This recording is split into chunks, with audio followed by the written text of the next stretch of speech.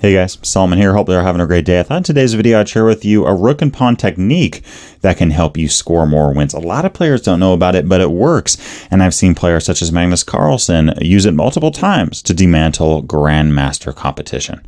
Okay, now it really speaks to the situation. Okay, we have a pawn on the 7th rank, and we also have a rook in front of the pawn. Now, a lot of you are wondering, why on earth would we ever have a rook in front of the pawn? Why would we want to do that? Wouldn't we just want to promote? Well, guys, this situation usually comes about in rook endgames, or at least endgames or late middle games, in which case a rook is involved. Okay. Now, the reason for this is that the pawn needs the rook's help.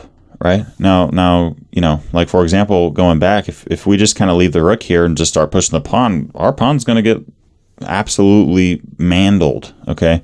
I don't even think that's a word, but whatever. Okay. It's going to get eaten up. We need our rook to protect this passed pawn, right? And we can either protect it from the front or the back. And sometimes we don't have control. Okay. But I personally think that defending it from the front is very helpful in a lot of ways. Okay. Now, again, I also want to mention you can protect it from the side, and sometimes you have to do this. But if you defend it from the side at the moment, this pawn really isn't a threat to promote, because the second we move it, it's no longer defended, right? So, okay, I mean, if we can, we want to put the rook in front or behind. Notice, let's just flip the rooks for a second. Yo, this pawn ain't going nowhere. This pawn is stuck, okay? There's nothing it can do, right? And the second our rook moves, we just lose the pawn, right? But now once we flip it, obviously we don't want to just, you know, get rid of a rook there. But once we flip it, now there's not really much black can do from stopping us, because we're simply going to put our rook to the edge of the board, and the rook by itself can't do anything. I mean, I guess you could take the pawn, but what we're going to do is we're just going to, you know, if they don't do that, which, I mean, hopefully they would, but what we're going to do is we're just going to start pushing this pawn like crazy, right? Push this pawn up. Okay, black can't get in the way of this. The rook can't just by itself jump in the way, and we're just going to march this pawn to the edge of the board. Okay, now here's where it starts to get tricky. Here's where it starts to get a little bit complicated, because notice, if we move our rook, we just lose the pawn. That's not what we want, right? Notice here too, black's doing a good job. If black ever kind of just forgets about this pawn for a second, we're then going to move anywhere we want, and we're about to promote. Okay, and if you bring the rook back, we're going to promote. If you take the queen off, we're going to take your rook. We're going to have a rook. You're not. Not good for black, okay? So black needs to keep an eye on this pawn, okay? So if you're playing defensively, you need to keep an eye on this pawn, okay? Now, on top of that, you know, I think if you're playing defensively, it's important to note that this king only has 7 safe squares on the board at the moment. If it's white's move, if it's white's move and black's king is not on any of these 7 squares, white is just winning on the spot. Okay, I'll cover why. But this king on g7, notice a king can't just fly away to c7. Okay, this king ain't Iron Man. Okay, it's very slow. It's got to just slowly march over, right? But the second that this king moves out of this little jail box, we win. Okay. Now, at the moment, I mean, if this king just goes back and forth, and if you've watched this video and you know what to prepare yourself for, if you just go back and forth here, there's not really much white can do, right? Because the pawn can't help itself. The rook can't move without losing the pawn. And notice here, a check's not going to do anything, right? A check's not going to do anything because black just wins the rook, and we can make a queen, but we're going to have a queen for about half a second because it's going to get lost. We just lost a rook and a pawn. We're losing. Okay, so a check in that situation just isn't going to do anything. Okay, but a check will do something in a situation where the king is a little bit further away, right? If we can get 1 square apart between the rook and the king or more, right? Okay, we got that check in. And then in this situation, we can promote a queen.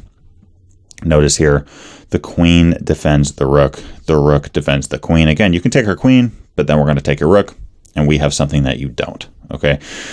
So going back, okay, we have our pawn on a7, the king's on g7. If the king ever jumps out to the 6th rank, we're then able to check because the king can't capture our rook, and the rook's able to support the pawn to promotion. The other situation that I see often is beginners knowing this. Okay, I can't go here because I'll just get checked, but I'm just going to try to just kind of slowly crawl across. The moment you see this move, you're simply going to drop the rook to h8. The reason for this is that black cannot take the rook, right? With the king on g7, if we played rook h8, it looks very silly. They just take the rook, right? But in this situation, the king can't capture the rook off the board, right? And now if black just keeps going towards the pawn, we're just going to promote. right? And if black captures the pawn, like in this situation, we now have a skewer, right? Rook h7, thank you for the rook. The black king has to move. We take the rook off. We're simply winning. Let's look at an actual game example, a position I set up, and see how this can play out in a practical sense. So here's the position I set up. White here, a rook in front of the pawn, right? So again, in this kind of situation, a check's not going to do anything, right? Because the king can simply take the rook. We're not going to get support. If the rook moves here, I mean, I guess we can move to d8 and take a pawn on d6, but in that scenario, we're obviously going to lose our passer. That's not what we want. Okay, if I'm white here, I think this pawn's a lot stronger than this pawn on d6, so I want to keep this guy.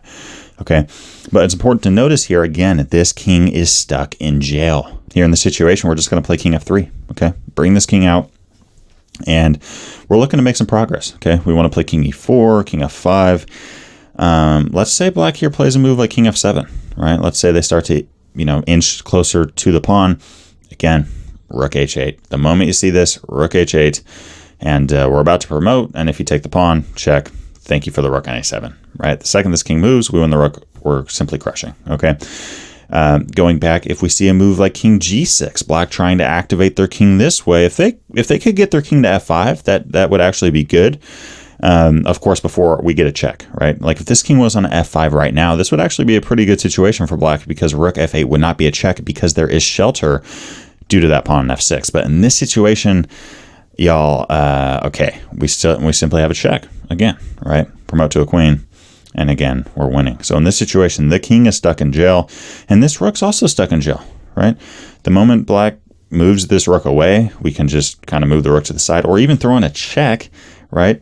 And promote to a queen, right? Simply winning, okay? So going back, let's say we play king f3. The king's in jail, the rook's in jail on this file, keeping an eye on the pawn. And in one sense, our rook's in jail too, which is interesting, right? And in one sense, our rook is also in jail. We have to keep defending this pawn and kind of wait for black to make an error. But in the moment, what piece is free? Our king. Our king has no obligations, right? No obligations at all. Okay, that king can do whatever the heck he wants. Okay, let's say the rook drops back here, trying to prevent the king from coming in. Okay, we're just going to start just chasing down that rook, right? Start to advance with the king, come to c6, look to take on d6. Again, this king is just stuck here. The black king can't come help out because of the skewer. Can't go to g6 because of the check, right? So we play king c6. We're eyeing the pawn on d6. And, okay, I mean, black can try to check. But in this situation, we can simply bring the king up. And now that we're defending the pawn with the king and the rook has to run away, we can now continue with moving the rook out of the way. And black can check all they want, right? Black can keep checking. Eventually, they're going to run out of checks, and we're simply going to promote to a queen. Let me know down below if you have any questions about this. And as always, I appreciate you guys for watching this video. Let me know what other content ideas you have. And I'm wishing you guys a great week. Keep it real, keep it chill. See you in the next one. Hey, I wanted to finish this video out by giving a big shout out to my Patreon supporters for the month of January in 2023. Love you guys and appreciate the support a ton. If you haven't checked out the Patreon before, there's a lot of exclusive benefits that you gain by becoming a member, and I hope to see you over there.